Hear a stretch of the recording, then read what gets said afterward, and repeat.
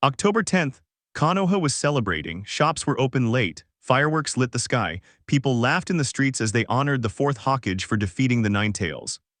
But in a darker part of the village, 5-year-old Naruto Uzumaki was running. This wasn't new. Every year on his birthday, things got worse. Whispers became insults. Insults became thrown objects. Sometimes it became something more. Tonight it became a mob. Naruto turned into a narrow alley hoping to lose them. Dead end. His back hit the wall. The crowd slowly walked forward. Some were civilians, a few were shinobi, none of them looked hesitant. "There's the demon. Finish it." Naruto didn't shout back, he didn't cry. He had learned that showing fear only made things worse. A man stepped forward with a kunai, and then the air changed. It felt heavy like pressure before a storm. The mob stopped moving. The flames burned unnaturally dark, compressed by overwhelming chakra control. The fire moved fast and unnaturally, burning without spreading beyond its target. Within seconds, the alley was silent. Ash drifted through the air. Naruto slowly looked up. A tall man stood at the entrance of the alley, long white hair, calm posture, eyes that carried age and experience.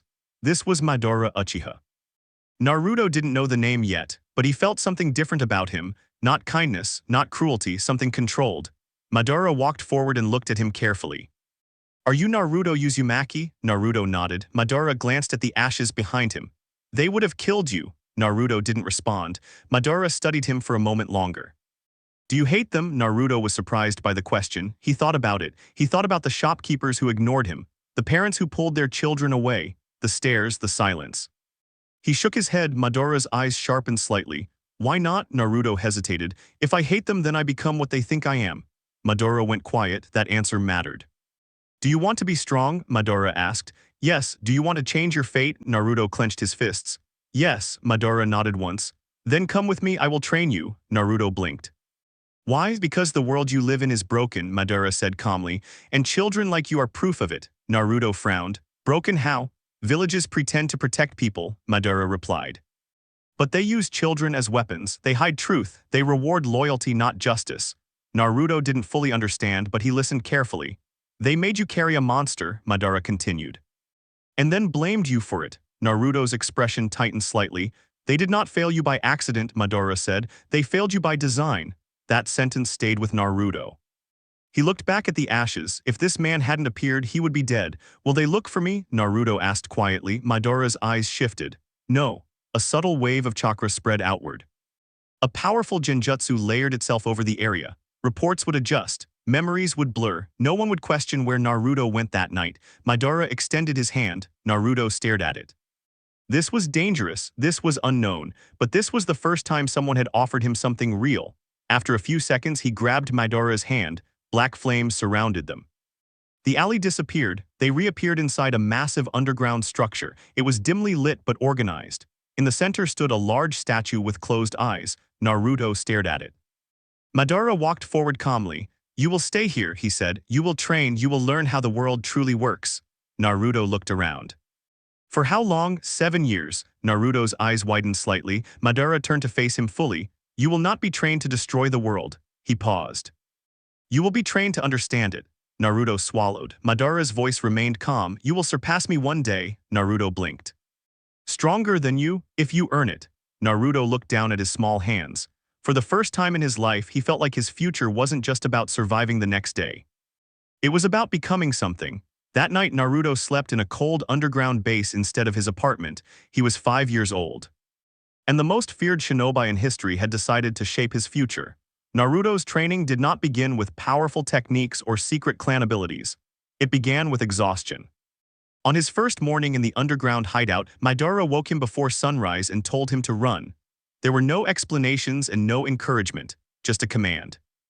Naruto ran through long stone tunnels carved deep beneath the earth. When his legs began to shake and his breathing turned uneven, Madara appeared beside him as if he had always been there. "You are breathing wrong," Madara said calmly. That was how the first year went. Naruto learned that before he could become strong, his body had to be reliable. He ran until his stamina doubled. He practiced striking wooden posts until his knuckles hardened. He learned how to fall without injuring himself and how to land without making a sound. Madara corrected every wasted movement. If Naruto swung too wide, he was punished with a counterattack. If he hesitated, he was knocked to the ground. The lessons were harsh but controlled. Madara never lost his temper. He simply demanded improvement. By the second year, the focus shifted to chakra control. Naruto had always possessed large reserves, but he had no discipline over them. Madara made him climb vertical stone walls using nothing but chakra under his feet. At first, Naruto slipped constantly. He used too much chakra and blasted himself backward. Then he used too little and fell. Weeks passed before he could run straight up without thinking about it. Water walking was worse. The underground lake swallowed him over and over again. Madara never reached down to help him out. If your control fails in battle, he said, no one will pull you out. Naruto learned balance the hard way. During this time, Madara also introduced shadow clones. Naruto was excited when he first mastered the technique. With his chakra reserves, he could create many copies. Madara stopped him immediately. You will not depend on numbers, he said. Strength built too fast collapses. Naruto was limited to only a few clones at a time. They sparred with him. They trained basic forms. They studied simple sealing formulas. The progress was steady, not explosive.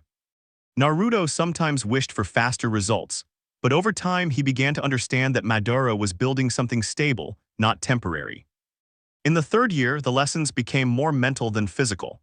Madara began testing Naruto's decision-making. If your enemy is stronger, do you fight? If your ally is captured, do you chase? If the mission fails, do you retreat or die? Naruto answered wrong many times. He chose pride over survival. He chose emotion over logic. Madara corrected him each time without anger. Winning is not always defeating your opponent, he said. Sometimes it is surviving long enough to change the next battle. Naruto began thinking differently. He stopped rushing forward. He started observing first. The Sharingan awakened during the fourth year, but not through rage or trauma. It happened during a sparring session where Naruto was clearly outmatched. Madara attacked with precision, striking from blind angles, forcing Naruto to react too late every time. You are watching my hands, Madara said. Watch everything. Naruto forced himself to focus on the smallest details, weight shifts, muscle tension, breathing rhythm. Something in his vision sharpened. The world seemed clearer, slower. He could see the intention behind movement before the attack came. When the fight ended, Madara noticed the change immediately. A single Tamo had formed in each of Naruto's eyes. Madara had not given him the Sharingan. Over the years, Madara had altered him in ways Naruto barely understood. Subtle seals had reshaped his chakra pathways, preparing his body for something unnatural. Fragments of preserved Uchiha tissue had been introduced gradually, forcing adaptation instead of rejection. It was a dangerous experiment, one that would have killed a normal child. But Naruto was not normal. Uzumaki vitality allowed his body to survive the cellular strain. The Nine Tails' presence accelerated regeneration whenever instability occurred. Under Madara's careful regulation, what should have been rejection became adaptation. When his perception finally sharpened during sparring, the eye did not awaken from hatred. It awakened from discipline. Naruto expected praise, but Madara only said, "Now you are responsible for what you see." Keeping the Sharingan active drained him heavily at first. He could not maintain it long without dizziness. He had to train gradually, building endurance alongside control. It was not a gift. It was a burden he had to learn to carry. In the fifth year, Madara began teaching him the basics of sealing. Not advanced Uzumaki techniques, not forbidden arts, just foundations, storage seals, containment marks, simple traps. Naruto found sealing frustrating.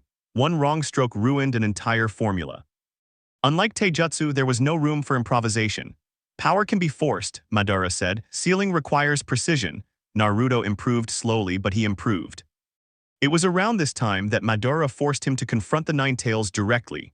Inside his mindscape, Naruto stood before the massive cage holding Kurama. The fox's eyes burned with ancient anger.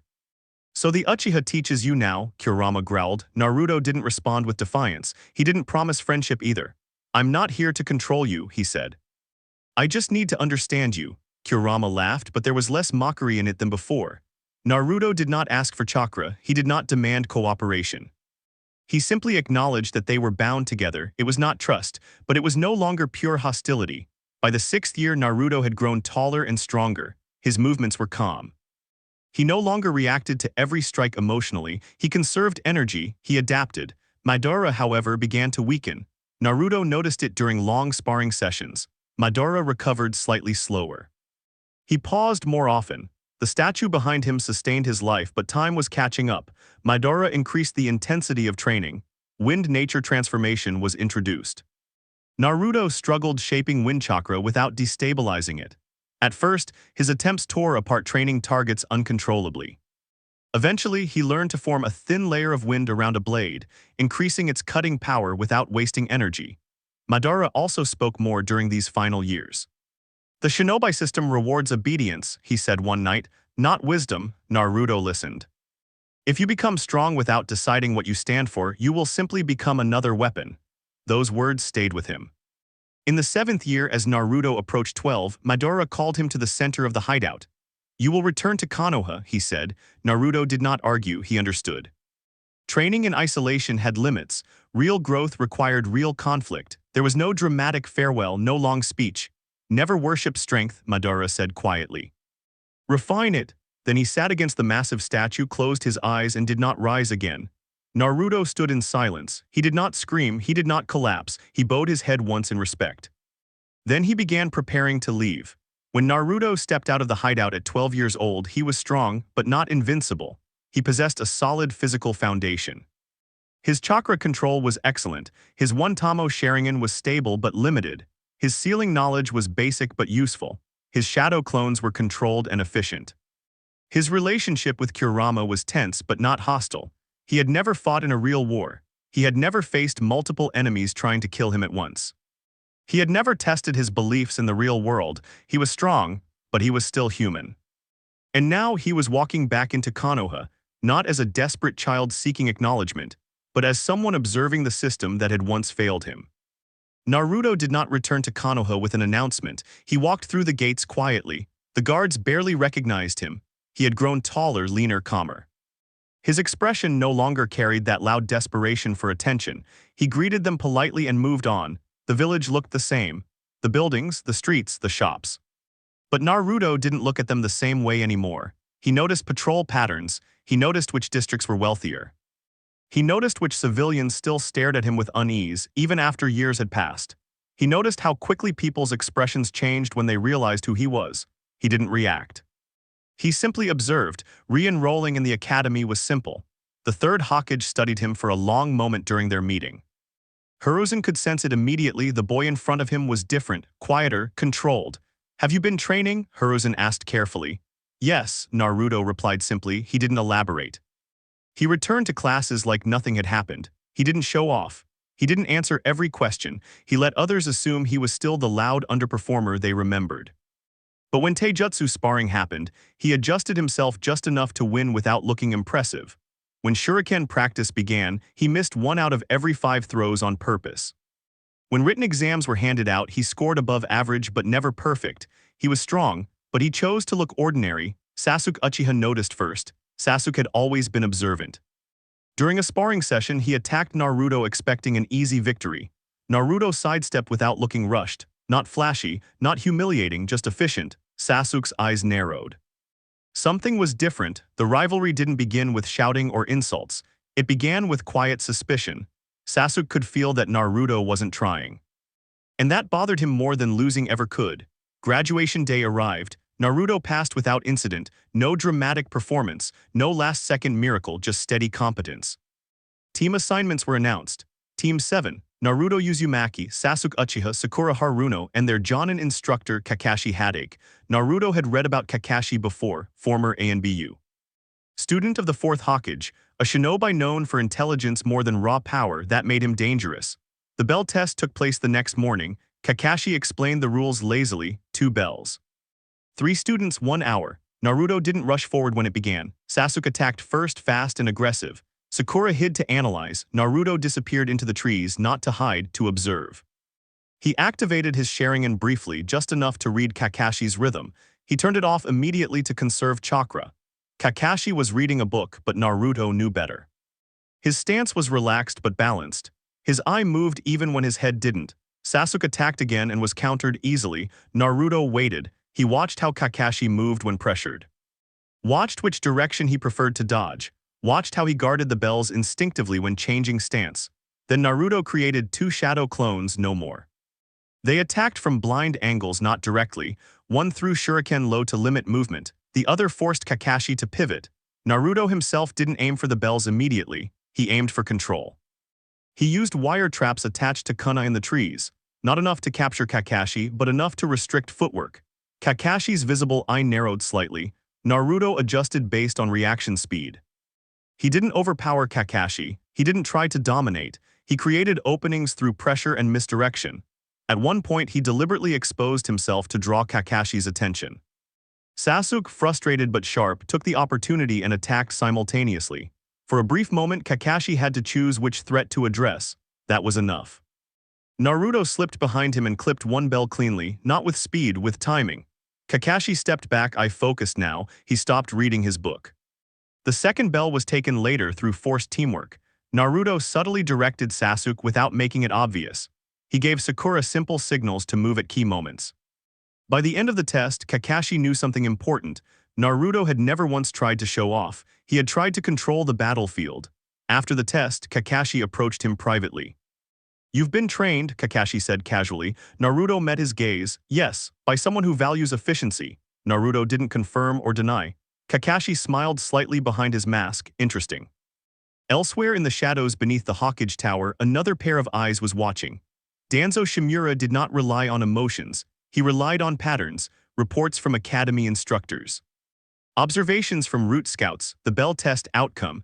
Naruto Uzumaki was no longer unpredictable. He was controlled, that made him valuable. Danzo did not smile, but he took interest. Back in Team 7, the dynamic shifted quietly. Sasuke began training harder, determined to close the invisible gap he sensed. Sakura began noticing that Naruto was no longer loud or foolish. Naruto himself did not seek acknowledgement from them. He didn't crave praise from Uruka. He didn't try to impress Sakura. He didn't challenge Sasuke openly. Instead, he observed. He watched how missions were assigned. He watched how civilians treated shinobi differently depending on rank. He watched how certain names were spoken with respect and others with fear. He began noticing route operatives moving in places they shouldn't be. He remembered Madara's words. Villages reward obedience. Naruto still wanted to become Hokage.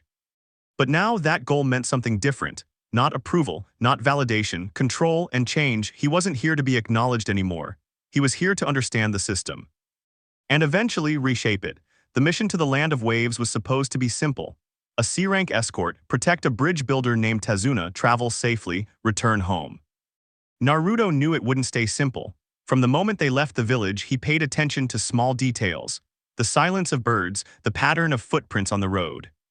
The way Tazuna avoided eye contact when asked direct questions.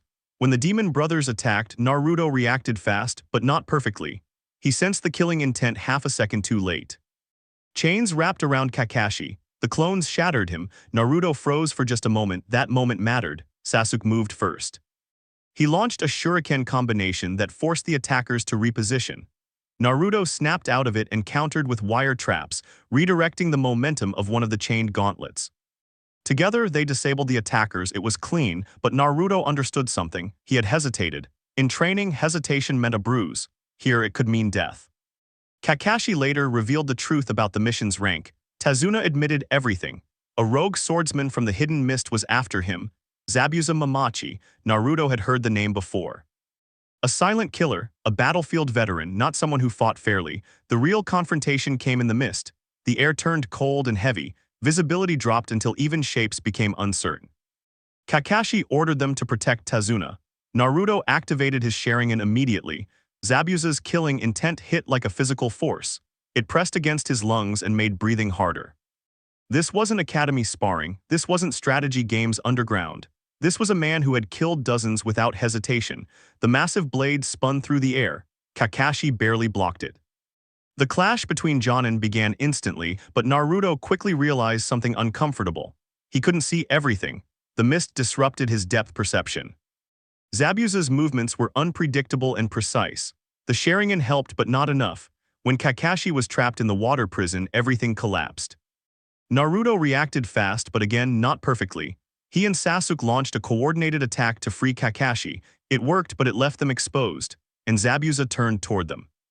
That was when Naruto truly understood the gap between training and reality. Zabuza did not test them. He went for the kill. His blade came down faster than Naruto expected. Naruto barely raised a kunai in time. The impact sent shock through his arms and threw him backward into the water. He rolled, coughing, vision shaking. Sasuke stepped in front of him without hesitation. For a moment, Naruto felt something he hadn't felt in years. Fear, not of dying, of failing. Zabuza cut through their defenses like they weren't there.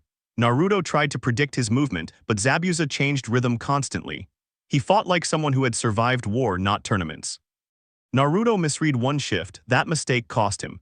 Zabuza's kick sent him crashing into a tree, cracking bark on impact. His vision blurred. The Sharingan flickered, unstable.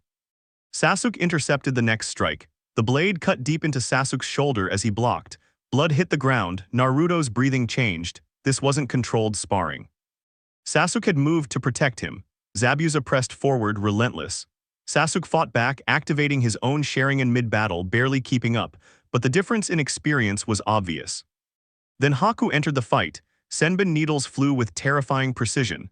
Sasuke pushed Naruto out of the way. Several needles embedded into Sasuke's body. He fell. Naruto felt the ground disappear under his thoughts. He crawled toward Sasuke, shaking him, no response. For the first time since leaving the hideout, Naruto's control slipped, not into blind rage.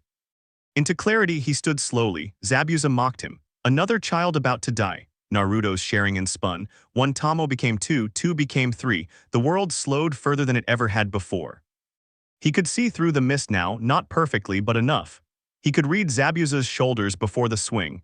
He could track Haku's wrist flick before the Senbon left her fingers. Zabuza attacked again. This time Naruto moved first. He didn't overpower him, he adapted. He redirected the blade with precise angles. He used clones sparingly, only when necessary. He forced Zabuza into terrain disadvantage, driving him away from water. But Zabuza was still stronger. A direct clash sent Naruto sliding across the ground, coughing blood. His chakra reserves were draining faster than expected. That was when he felt it. Kurama, not rage, not hatred, just pressure. If you fall here, the fox's voice echoed inside him, you waste everything. Naruto didn't argue. A small surge of chakra filled him, not a cloak, not a transformation, just reinforcement.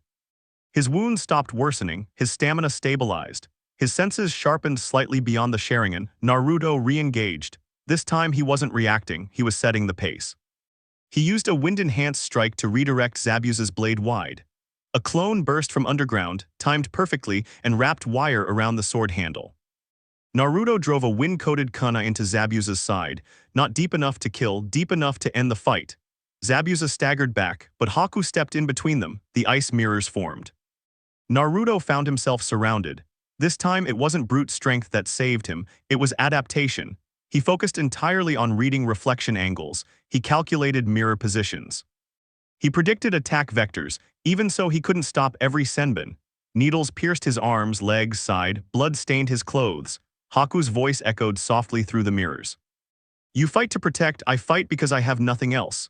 Naruto understood that tone, loneliness, devotion, identity tied to someone else. I know what that's like, Naruto said quietly between attacks. Haku hesitated. That hesitation created an opening. Naruto shattered one mirror with a focused wind burst. The structure destabilized. He closed distance immediately, disabling Haku without lethal force. When Zabuza tried to stand again, he couldn't. The battle ended not with domination, but with exhaustion. Naruto collapsed to one knee, his vision flickered, his body hurt in places he didn't know could hurt. Sasuke coughed behind him. Alive, relief hit harder than the fight itself. When Gato arrived later, mocking the fallen swordsman, Naruto didn't move immediately. Zabuza did. Even wounded, he eliminated the crime lord himself. Naruto watched quietly. The battlefield was not clean, it was messy, personal, complicated. As they left the land of waves, Naruto walked slower than usual. He had unlocked full 3-Tamo Sharingan. He had drawn on Kurama for the first time. He had survived a real battlefield, but he had also bled. He had misjudged. He had nearly lost Sasuke. Strength alone hadn't won that fight, growth had. And now the world felt bigger than the underground tunnels where he trained. The real battles had only begun. When Team 7 returned to Konoha, the reception was different. Word had spread quickly. The demon of the mist had been defeated. A rogue swordsman feared across nations had fallen during a mission led by Konoha Genin. Civilians gathered near the gates. Some whispered in awe, some smiled nervously. Some even bowed slightly as Naruto walked past. Is that him? That's the Nine-Tails boy. No, that's the one who defeated Zabuza. Naruto noticed the difference immediately. The same people who once avoided eye contact were now trying to look respectful. The same shopkeepers who had ignored him years ago now offered discounts. The same parents who pulled their children away now nudged them forward. Look, that's a hero. Naruto didn't smile. He remembered the alley, he remembered the kunai, he remembered running. Nothing about the village had changed, only their perception of his usefulness had. That thought stayed with him. Sasuke's attitude shifted too. He no longer dismissed Naruto as a fool. He didn't openly praise him either, but he trained harder, longer, silently. The rivalry was no longer about pride, it was about distance. Sakura began seeing Naruto differently as well. Not as loud or annoying but steady, focused, quietly confident. Kakashi observed everything and said little. He had read the after-action report carefully. Naruto had not relied on raw power. He had adapted, that was more dangerous. The first crack in Naruto's perspective came a week later. He was walking through a market district when two civilians began arguing nearby. You should be grateful the leaf protects us, one man said. Protects, the other scoffed. They only act when it benefits them. Naruto slowed his steps. The argument wasn't about him. It was about taxes, about mission funds, about how much money flowed into the shinobi system compared to civilian infrastructure. Naruto listened, he didn't interrupt. For the first time, he realized that dissatisfaction wasn't limited to his own childhood experience. The system created winners and losers, and it decided who mattered. A few days later, Naruto received a private summons, not from the Hokage, from Danzo Shimura. The meeting took place in a dim underground chamber beneath the Hokage Tower. Danzo studied him with one visible eye. You have matured, Danzo said calmly. Naruto didn't respond. You think strategically, you act efficiently. You do not waste motion. Naruto understood what that meant. Danzo had been watching him. The village needs shinobi who understand reality, Danzo continued. Not those who chase childish ideals. Naruto remained still. There is a division within Konoha that operates where others hesitate. We protect the village before threats become visible. Root. Naruto had heard whispers, operatives without names, without emotions, without hesitation. You would serve the village more effectively with us, Danzo said. Naruto asked one question. Serve the village or serve you? Danzo's expression didn't change. Emotion clouds judgment, he replied. Your former mentor understood that. Naruto felt that line was deliberate. You trained under someone disciplined, that discipline belongs in root. Naruto bowed his head slightly. I'll consider it. He left without giving an answer. Danzo didn't stop him. Because the seed had already been planted, Naruto didn't join root, he investigated it, quietly. Using shadow clones sparingly, he began tracking unusual movement patterns within the village. Masked operatives who did not report through normal channels, supplies that moved without public record, certain names erased from mission archives. He followed threads carefully. Eventually, those threads led him somewhere he did not expect. The Uchiha district, abandoned, silent. Officially, the story was simple. Itachi Uchiha had murdered his clan, a rogue genius, a tragedy. But the more Naruto searched through hidden archives and restricted records, the more inconsistencies he found. Orders signed but never publicly acknowledged. Anbu deployments that coincided with the massacre night, root presence near the compound, and then the final piece. The clan had been under surveillance long before the massacre. Naruto sat alone in his apartment that night, staring at the documents he had copied in code. The Uchiha hadn't simply fallen to madness. They had been cornered, feared, isolated. The village had chosen elimination over resolution. He thought about Sasuke, he thought about the loneliness in his eyes, the hatred, the single-minded obsession. That hatred had not been born naturally. It had been engineered by circumstance. Naruto leaned back in his chair. Madara's words echoed in his mind. Villages reward obedience. The system had labeled the Uchiha a threat, then erased them. Publicly, the story remained simple. Privately, it was complicated and manipulated. Naruto began noticing more patterns. Mission rankings altered to protect political reputation. Incidents classified to avoid public panic. Decisions made by elders rather than the Hokage. The Hokage was powerful, but not absolute. The system did not revolve around one leader. It revolved around preservation of control. Naruto had once believed that becoming Hokage would fix everything. Now he wasn't sure. If the structure itself was flawed, then sitting at the top of it wouldn't solve the foundation. He stood by the Hokage monument one evening looking down at the village. He didn't feel anger, he felt clarity. The shinobi system was built on war economics. Villages required threats to justify strength. Strength required funding. Funding required conflict. Peace was temporary by design. Madara had tried to force peace. Hashirama had tried to inspire it. Both had failed in different ways. Naruto exhaled slowly. Maybe Hokage wasn't the solution. Maybe the system itself needed to change. Not destroyed, not overthrown violently, rebuilt, but rebuilding meant understanding every weakness first, and that meant patience. Danzo had tried to recruit him. The elders had hidden truths. The village praised him when he was useful. Nothing was simple anymore. Naruto didn't crave validation. He didn't crave applause. He craved understanding. And quietly, without announcing it to anyone, his dream began shifting. Not from becoming Hokage, but from inheriting a title to reshaping an era. The Chunin Exams began like any other competition. Crowded halls, rival villages, silent evaluations hidden behind polite smiles. Naruto noticed everything. The Sand siblings moving with quiet confidence. The sound genin watching too carefully. The way certain proctors exchanged glances that lasted slightly too long. But the written exam passed without incident. The real shift happened in the Forest of Death. The moment they stepped inside, Naruto felt it. Not killing intent, not hostility, something older. Something patient. The forest was thick and humid. Sounds traveled strangely. Even with his Sharingan active, visibility was unreliable. He kept his clones limited. He refused to exhaust himself early. Hours passed. Minor skirmishes came and went. Naruto handled them efficiently. Sasuke fought aggressively. Sakura stayed alert but tense. Then the pressure arrived. It wasn't loud. It wasn't dramatic. It was suffocating. A wave of killing intent so overwhelming that even breathing felt difficult. Sakura collapsed to her knees. Sasuke froze. Naruto stood still, but his body reacted before his thoughts did. This was not genin level. From the trees emerged a tall figure with long black hair and unnatural eyes. Orochimaru. Naruto's Sharingan spun automatically. Orochimaru smiled. So this is the Uchiha and the Nine Tails.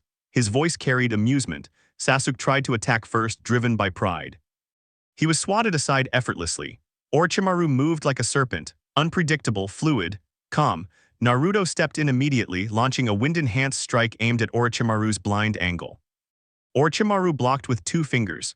2 fingers, Naruto's stomach tightened. This was not Zabuza. This was someone far beyond that level. Orochimaru's killing intent intensified deliberately. He wanted them afraid. Naruto forced himself to analyze instead of react. Shoulder tension, breath pattern, chakra density. He created 3 clones to attack from different angles. Orochimaru allowed it. He moved through them like mist, countering without effort. Naruto's ribs cracked under a kick that he barely saw coming. He rolled, coughing blood. Sasuke tried again, rage fueling him. Orochimaru caught him mid-charge, and then it happened, the cursed seal. Sasuke screamed as Orochimaru marked him. Naruto lunged without thinking. That mistake cost him. Orochimaru's hand wrapped around Naruto's throat and slammed him into a tree hard enough to splinter wood. Interesting, Orochimaru whispered. You have Uchiha eyes, but they lack hatred. Naruto's vision blurred. He tried to activate his Sharingan fully, but Orochimaru's chakra disrupted the flow. Sakura screamed for them to stop. Orochimaru turned his attention toward her. That was the moment everything shifted. Naruto saw Sakura frozen in fear. He saw Sasuke unconscious. He saw himself about to fail, not in training. Not in theory, in reality. Madara's voice echoed faintly in his memory. If you gain strength without deciding what it is for, Naruto felt something inside him snap, not into rage, into desperation. The Sharingan spun violently, 3 Tamo blurred and then reshaped. The world changed. Patterns formed in his vision, sharper and more complex. Mangekyou, it hurt immediately. A stabbing pressure behind his eyes like glass grinding against bone. Orochimaru paused. Naruto didn't give him time. Kurama's presence surged as well, not willingly. But reacting to Naruto's state. Red chakra leaked across his skin in thin, unstable streams. Not a cloak, not controlled, just raw reinforcement. Naruto moved faster than before. Not stronger than Orochimaru, but faster. He avoided the next strike by reading muscle contraction before it happened. He countered with a wind-augmented blow that forced Orochimaru back several meters. The ground cracked beneath the impact. Orochimaru's expression shifted from amusement to curiosity. Naruto felt something else awaken briefly, not sage mode, but awareness. He could sense the forest around him, chakra signatures within range, movement patterns beyond line of sight. It wasn't stable. It flickered, but it existed. Naruto pressed forward recklessly, Mangekyou vision tearing at his optic nerves. Kurama's chakra burning his pathways. He landed a direct hit this time. Orochimaru blocked, but the force pushed him into a tree hard enough to shake the canopy. For a few seconds, they were evenly matched in speed, but not in experience. Orochimaru adapted quickly. He allowed Naruto to overextend. A serpent shot from his sleeve and wrapped around Naruto's torso. Naruto tore it apart with raw chakra, but not before fangs pierced his shoulder. Poison flooded his system, his vision doubled. The Mangekyo flickered violently. Orochimaru studied him carefully. "You are not ready for this power," he said calmly. Naruto forced himself to stand. Blood dripped from his eyes. His chakra was nearly unstable. If he continued at that level, he would collapse permanently. Orochimaru smiled faintly. "I've seen enough." He had achieved his goal with Sasuke. Naruto was not the primary target. He retreated slowly, disappearing into the forest. The pressure vanished. Naruto remained standing for 3 seconds after Orochimaru left. Then he collapsed. When he woke up hours later, his body felt like it had been torn apart from the inside. Sakura had treated his wounds as best as she could. Sasuke lay unconscious, cursed seal spreading dark patterns across his skin. Naruto tried to activate his Mangekyo again. Pain stabbed instantly. He shut it down. His vision felt strained, like staring at the sun too long. Kurama's voice echoed weakly. "That was reckless." Naruto didn't argue. He had nearly died. If Orochimaru had wanted him dead, he would be. They survived the rest of the forest through caution, not dominance. Naruto conserved chakra. He avoided unnecessary fights. He let others underestimate them, but the damage had been done. Word spread quietly through proctors and hidden observers. A genin had forced Orochimaru to retreat. That was not normal. In a distant hidden base, 2 figures received a report. The Akatsuki listened carefully. A Jinchuriki with Uchiha eyes, Mangekyo at that age, interesting. Back in Konoha, Danzo read the same report. He did not show emotion, but he adjusted his plans. Naruto was no longer just promising, he was unpredictable, dangerous, and no longer fully controllable. Naruto, meanwhile, sat alone that night staring at his reflection. Mangekyo, partial Kurama chakra, a glimpse of natural energy awareness. He had crossed a line, and it hurt. Every major power had cost him. Blood, vision, control. For the first time he understood the truth Madara never said directly. Power always demands payment, and this was only the beginning. The invasion ended in chaos. The sand withdrew, Orochimaru escaped. The village mourned its losses and praised its heroes. Naruto did not join the celebration. His body was still recovering from the forest of death. His vision still strained if he tried to activate the Mangekyo for more than a few seconds. The red marks from Kurama's unstable chakra had faded, but the memory of that loss of control stayed with him. People treated him differently now. Whispers followed him through the streets. "That's the one who fought Orochimaru. He forced a Sannin to retreat. He's not just the Nine Tails." He heard it all. He felt nothing. Strength had changed their tone again, not their nature. After the funerals and the rebuilding efforts began, Naruto left the village quietly one evening. He didn't tell Kakashi. He didn't tell Sakura. He didn't tell Sasuke. He traveled alone to a place no one else knew about, Madara's old hideout. The underground tunnels were silent now. Dust had settled where training once echoed. The massive statue stood unmoving in the center of the chamber. Naruto walked forward slowly. This was where he had been rebuilt. This was where he had been shaped. He stood before the statue and closed his eyes. Memories surfaced clearly. If you become strong without deciding what that strength is for, power without ideology is meaningless. At 12, he hadn't fully understood those words. Now he did. He had tasted real battle. He had unlocked greater power through desperation. He had seen how villages manipulated truth. He had seen how elders made decisions in shadows. He had seen how civilians praised strength and ignored suffering. Konoha was not pure, but it was not evil either. It was flawed like every other village. Naruto opened his eyes. He did not feel hatred toward Konoha. He did not feel blind loyalty either. Destroying it would only create another power vacuum, another cycle. Blindly protecting it would only preserve the same structure. Neither option solved the root problem. The shinobi system itself was built around conflict. Missions required enemies. Villages required threats. Peace was temporary by design. Naruto exhaled slowly. He would not destroy Konoha. He would not blindly protect it. He would change the foundation, but not openly. Not recklessly. Change required patience. He walked deeper into the hideout and located the sealed storage chambers Madara had once shown him. Scrolls, old maps, historical records. Among them were references to Uzushiagakure, the hidden whirlpool, destroyed because its sealing knowledge made other villages uneasy. Naruto studied the maps carefully. Uzushio had not fallen because it was weak. It had fallen because it was feared. Knowledge had been seen as a threat. He sat down with several scrolls and began reviewing sealing formulas again. Not for combat, for infrastructure. Barrier systems that could protect entire regions, long-range communication seals, chakra distribution arrays that could stabilize energy flow across wide areas. Sealing was not just for containment, it was for structure. An idea began forming. What if a village did not revolve around mercenary missions? What if it revolved around protection through stability? What if strength existed to prevent war, not profit from it? It sounded idealistic, but Naruto wasn't thinking emotionally, he was thinking structurally. He began rebuilding sealing knowledge carefully, expanding beyond what Madara had taught him. He used shadow clones to accelerate research, but not recklessly. Each formula was tested, corrected. Refined, back in Konoha, he resumed normal life, training with Team 7, going on missions, acting like nothing had changed. But beneath that surface, he began building something else. He mapped out influential clans and their motivations. He observed which shinobi valued reform and which valued power. He subtly gathered information networks, small, harmless at first. Contacts in minor villages, merchants who traveled frequently, retired shinobi who felt ignored, nothing dramatic, just connections. Danzo watched him cautiously now. Naruto no longer moved predictably. He no longer sought validation. He no longer reacted emotionally to provocation. That made him harder to manipulate. The Akatsuki, meanwhile, updated their priorities. A Jinchuriki with Mangekyo potential was no longer just a future target. He was a developing variable. Naruto knew they would come eventually. That was inevitable, but by then he would not be fighting for recognition. He would be fighting for direction. One night, standing again atop the Hokage monument, Naruto looked down at the village lights. He did not see enemies, he did not see blind loyalty, he saw a system, complex, fragile. Capable of both protection and corruption. He placed his hand over his eye briefly, feeling the faint ache where the Mangekyo rested. Power had nearly killed him once.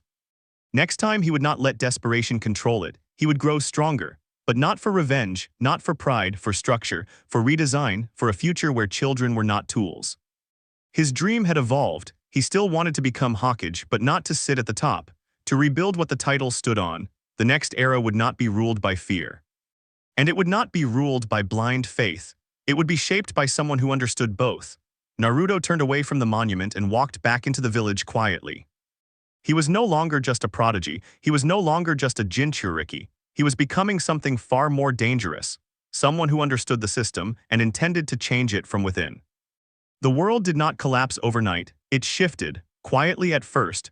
Reports began circulating across the 5 great nations. Small villages were losing contact with their Jinchuriki.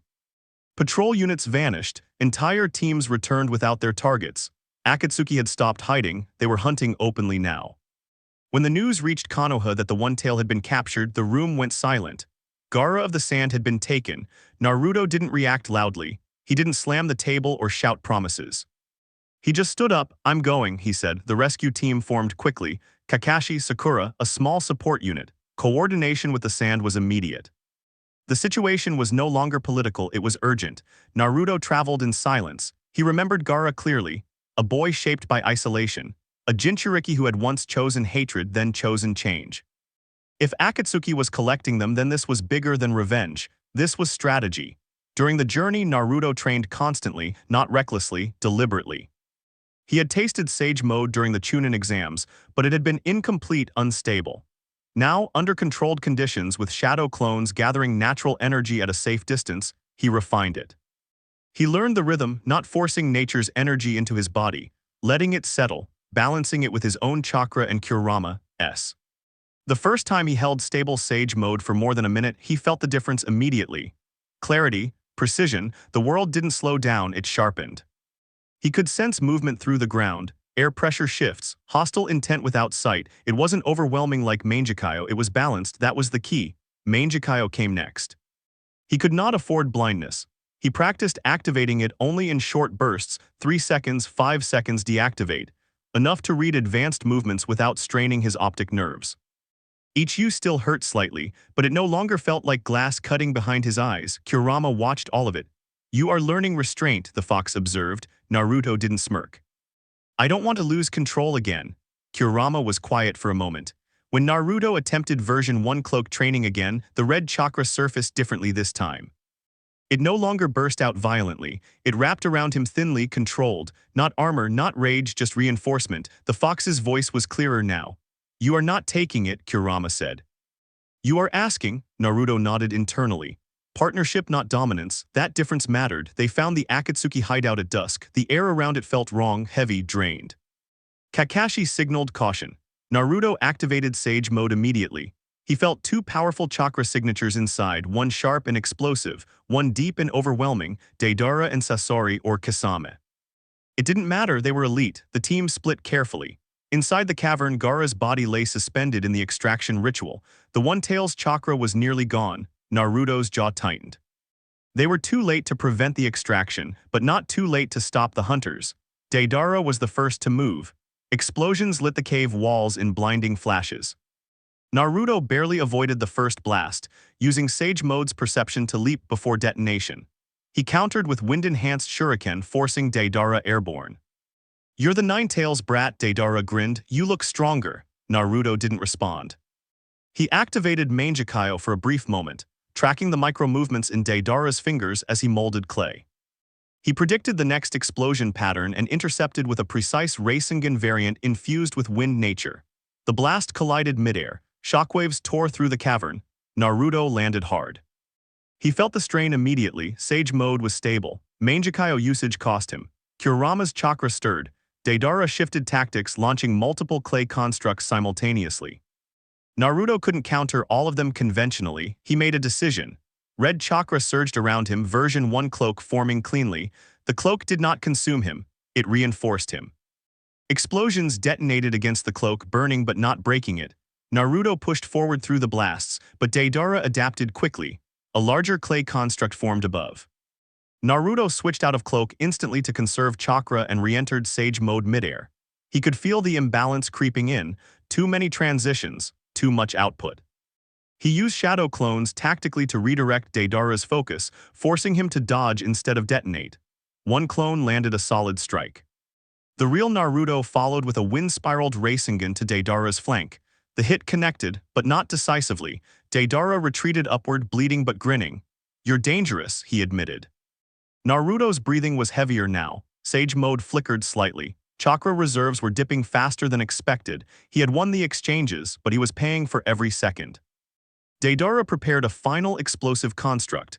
Naruto activated Mangekyou one more time. Pain stabbed behind his eye. He didn't scream, he focused. He saw the detonation point before activation. He hurled a ceiling-tagged kunai with perfect timing. The tag detonated mid-construction, disrupting the clay chakra structure. The explosion backfired. Deidara crashed into the cavern wall. Smoke filled the chamber. When it cleared, Deidara had withdrawn, using one final clay bird to escape. Naruto didn't chase. He couldn't. His cloak faded. Sage Mode dropped. He fell to one knee. Heavy chakra drain, vision slightly blurred in one eye. Victory, but barely. Gaara's body was recovered. The ritual had been completed. The one tail was gone. Naruto stared at Gaara silently. Akatsuki had escalated. This wasn't about individual battles anymore. It was systematic. Elsewhere, in a dim stone chamber illuminated by flickering flames, Deidara reported. "The Nine-Tails has grown," silence followed, then a calm voice responded. "Noted." Pain stood motionless.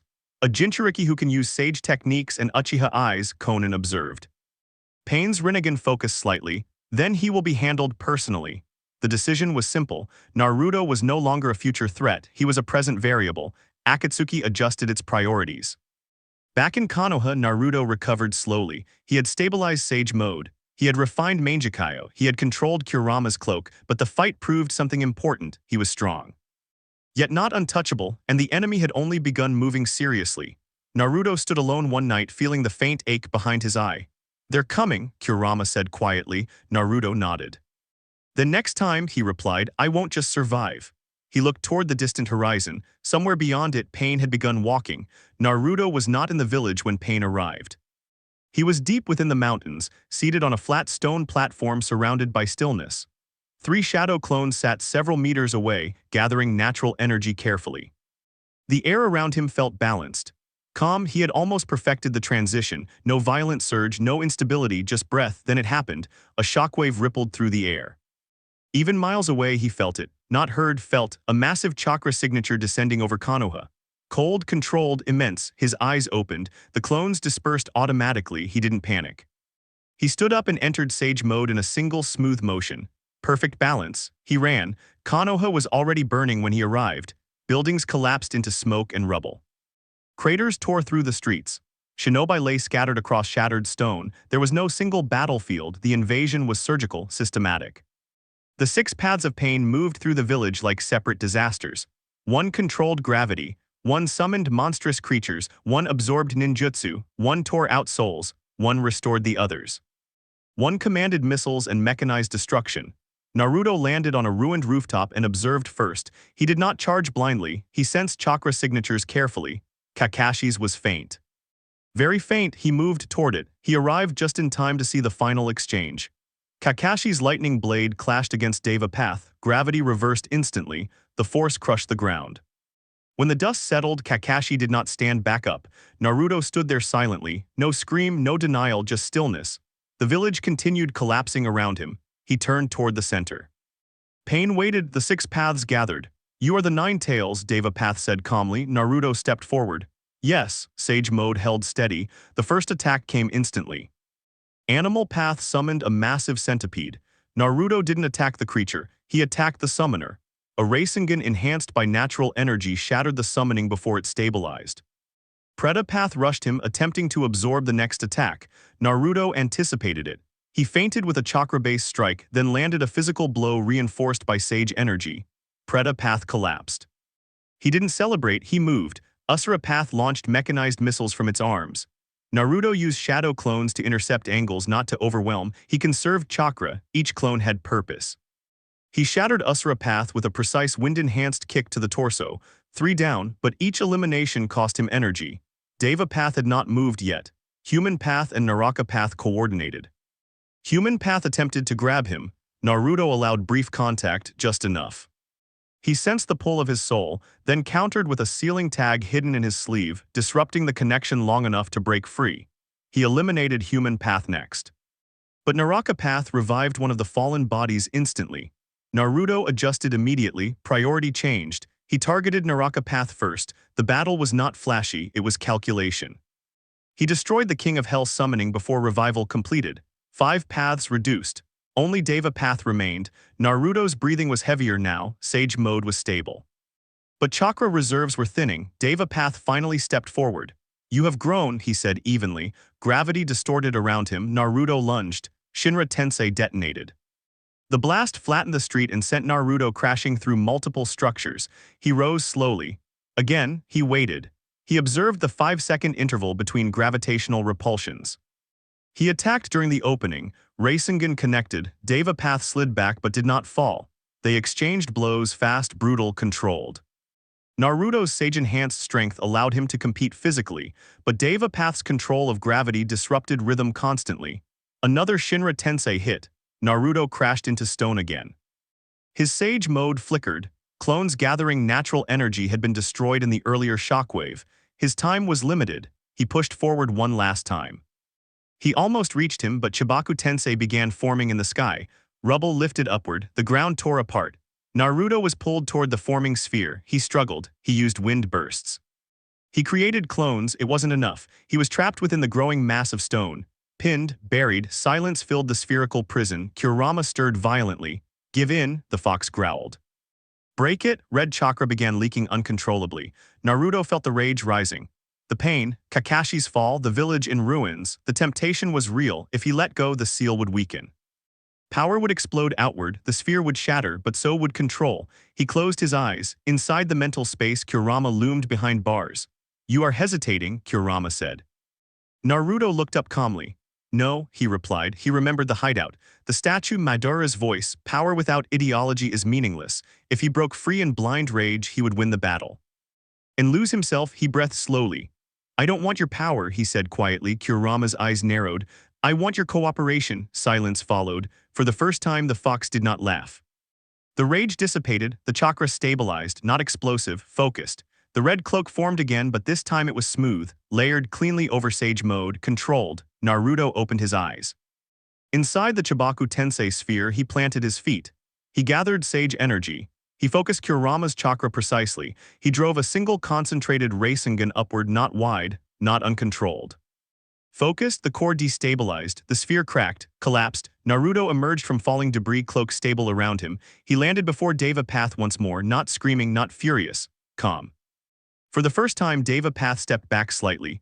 Naruto stood straight, sage mode balanced, Kurama's cloak controlled, Manjikayo flickering faintly in one eye. He was not overwhelmed. He was aligned. Now, Naruto said quietly, we finish this. The battlefield grew quiet after Deva Path fell. The remaining bodies of pain lay scattered across ruined streets.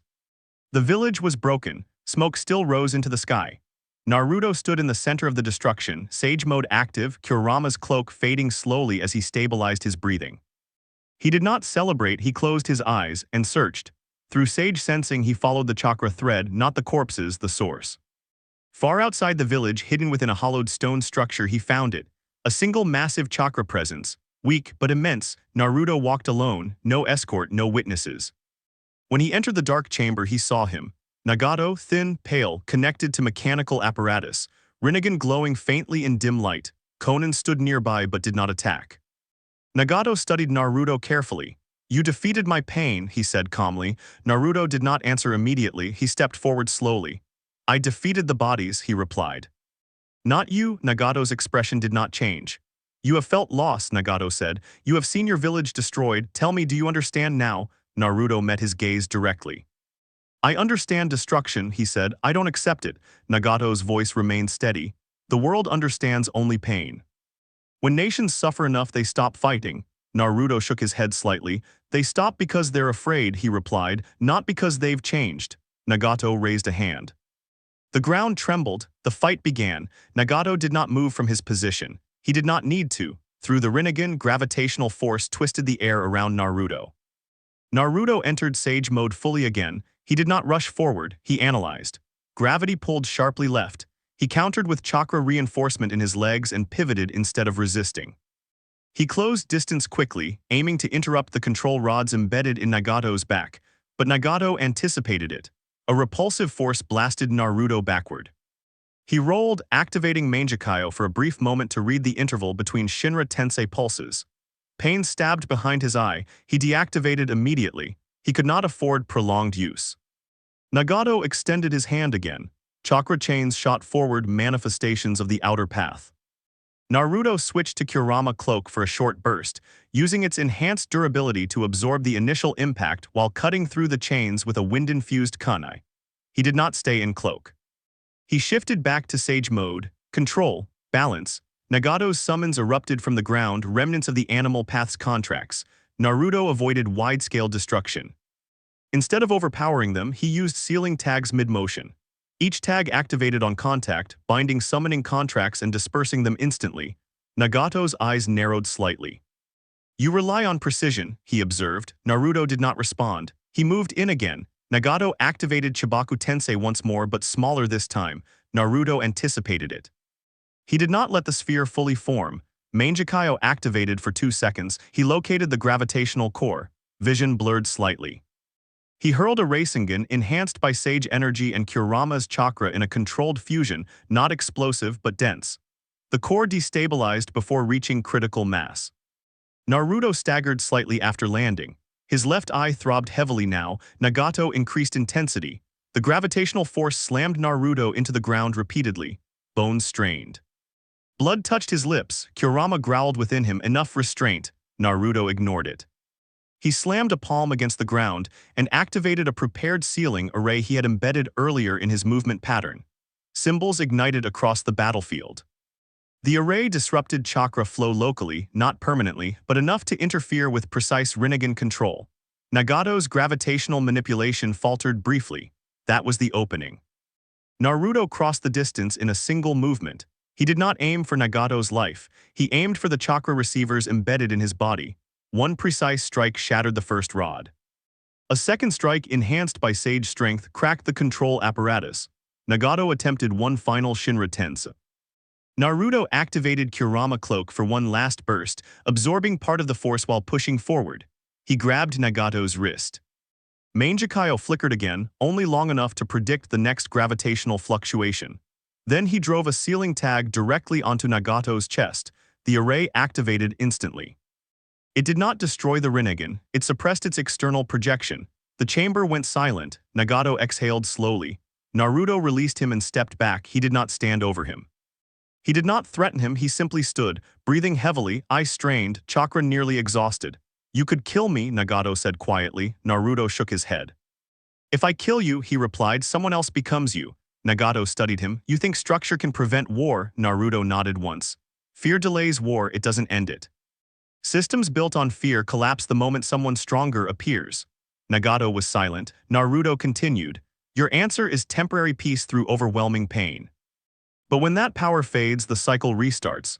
He did not shout, he did not preach, he spoke plainly. "I don't want people to fear peace," he said. "I want them to depend on it." Nagato's breathing weakened. "You believe villages can change." "They have to," Naruto replied. Konan stepped closer. Nagato looked toward the distant village. Then back at Naruto. "You did not surrender to hatred," he said quietly, "even when everything was taken." Naruto remembered the Chibaku Tensei sphere, the temptation. He said nothing. Nagato's hands trembled slightly. "The world will test you," he said. "Harder than it tested me." Naruto nodded. "I know." Nagato closed his eyes. The sealing tag still suppressed his control, but not his choice. He began forming signs slowly. Naruto realized what he was doing. "You don't have to," Naruto said. Nagato's voice was faint. "This is not for you," he replied. "It is for possibility." The Rin rebirth technique activated. Chakra surged outward across miles. In Konoha, bodies stirred. Collapsed buildings restored partially. Shinobi gasped as breath returned to their lungs. Kakashi's eyes opened slowly. The village was not fully healed, but it was alive. Back in the chamber, Nagato's body weakened rapidly. The Rinnegan dimmed. Konan knelt beside him. Nagato looked at Naruto one final time. "Do not waste this," he said. Naruto bowed his head slightly. "I won't." Nagato's hand fell. Silence followed. Naruto stood there for several long seconds. He had won, but it did not feel like triumph. It felt like responsibility. He turned and walked back toward Konoha, not as a conqueror, not as an avenger, but as someone who had just inherited the weight of a world that expected him to do better. The village lights flickered back to life as he approached, and for the first time the system had not been saved by fear. It had been saved by restraint. Pain's death did not create peace overnight. But it created silence. Akatsuki fractured almost immediately. Without Nagato's central will guiding it, the organization lost cohesion. Some members disappeared into hiding. Some pursued their own agendas, some simply vanished. Abido watched from the shadows. He observed Naruto carefully, but he did not step forward, not yet. Konoha rebuilt slowly. Wooden scaffolding replaced shattered walls. Shinobi who had died walked again because of Nagato's final decision. The village owed its survival not just to strength, but to mercy. Naruto walked through the streets quietly during those days. No parade, no dramatic recognition. People bowed more deeply now. Children looked at him with admiration instead of fear. He accepted it without smiling too much. He understood something now. Respect earned through fear is unstable. Respect earned through restraint is different. The elders attempted to hold meetings about future threats, discussions about strengthening military forces, expanding surveillance. Danzo remained cautious and silent. Naruto did not confront him. Not publicly, he had considered it once, exposing root, challenging the hidden power structures, but he had seen something important during the invasion. Even flawed systems protect people. Konoha was imperfect, but destroying it would only create instability. Reforming it through chaos would contradict everything he believed. One evening, Naruto climbed the Hokage monument again. The wind was calm. The village lights below looked steady for the first time in weeks. He stood there quietly. When he was younger, he had stood in this same place dreaming of acknowledgement. Then he stood here questioning whether Hokage even mattered. Now he understood. The title was not the goal, the structure was not the enemy, the problem had always been imbalance. Fear ruling decisions, emotion dictating action, power used without ideology. He thought about Madara. Madara had chosen force. Nagato had chosen suffering. Both believed control required overwhelming dominance. Naruto exhaled slowly. Strength with control was enough. He did not need to overthrow the elders. He did not need to declare Uzushio publicly as a rival power. He did not need to dominate other villages. He only needed to ensure that when conflict appeared, it stopped with him. That was deterrence, not aggression. The 5 nations had heard of Pain's defeat. They had heard that the Nine-Tails Jinchuriki stood at the center of it, not berserk, not consumed by rage. Controlled, that mattered more than raw power. The world now understood something new. The Nine-Tails was not a weapon to unleash, it was a force that stabilized conflict. Naruto did not announce reforms loudly. He worked quietly. He strengthened training systems so genin were not thrown into high-risk missions unprepared. He expanded sealing research to reinforce village defenses rather than attack capabilities. He limited Root's influence gradually, not through confrontation but through redundancy. When Root's necessity diminished, its reach weakened naturally. Danzo recognized the shift, but he could not oppose it without appearing destabilizing himself. Albedo continued watching from afar. He had expected Naruto to radicalize, to seek destruction. Instead, he found something harder to predict, someone who understood suffering and chose balance anyway. Years passed. Naruto's Mangekyo never became eternal. He refused to trade eyes for power. He trained Sage Mode until it felt like breathing. Kurama's cloak became second nature, never dominating, always aligned. He did not chase godhood, he refined stability. When the time came for leadership to transition, the decision was almost unanimous, not because he demanded it, but because no one else carried the same weight. Naruto became Hokage quietly, no loud declaration, no triumphant speech, just responsibility accepted. On the day he put on the cloak, he did not think about childhood loneliness. He thought about systems, about preventing cycles, about ensuring no child was hunted for the power they carried. He stood again on the monument after the ceremony. The wind moved gently through his hair. He looked down at the village, not as someone who conquered it, not as someone who rejected it, but as someone who understood it. Destroying the system had never been necessary. Blind loyalty had never been necessary. Strength with control was enough. And the world now knew the Nine-Tails Jinchuriki was not a weapon. He was a deterrent, a boundary, a reminder. Some power exists not to dominate but to prevent domination. Naruto turned and walked back down the steps. Not chasing legacy, not chasing validation, just maintaining balance. The era of reckless power had ended, a quieter era had begun. Years passed quietly after the war with Pain. There was no dramatic new era announced, no grand declaration that the world had changed, it simply stabilized. Naruto grew older without anyone really noticing when it happened. The sharp edges of youth softened into composure. The fire that once burned recklessly behind his eyes settled into something steady. When the time came to choose the next Hokage, there was no real debate. He did not campaign for it, he did not demand it.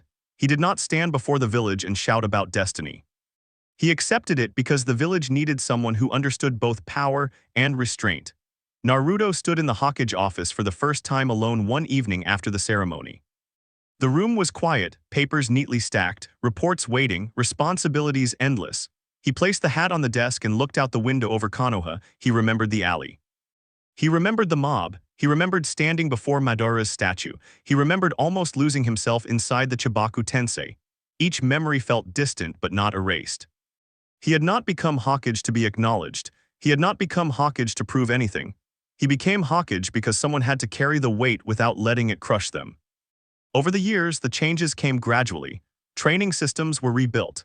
Genin were no longer thrown into missions beyond their understanding without preparation. Team structures were reinforced with mentorship rather than trial by fire. Sealing knowledge expanded beyond containment and punishment. It strengthened barriers, communication networks, and infrastructure. Defense became smarter, not just stronger. Root did not disappear overnight. It was reformed quietly, its secrecy reduced. Its unchecked authority narrowed. Its necessity diminished until it became something closer to intelligence gathering than silent execution.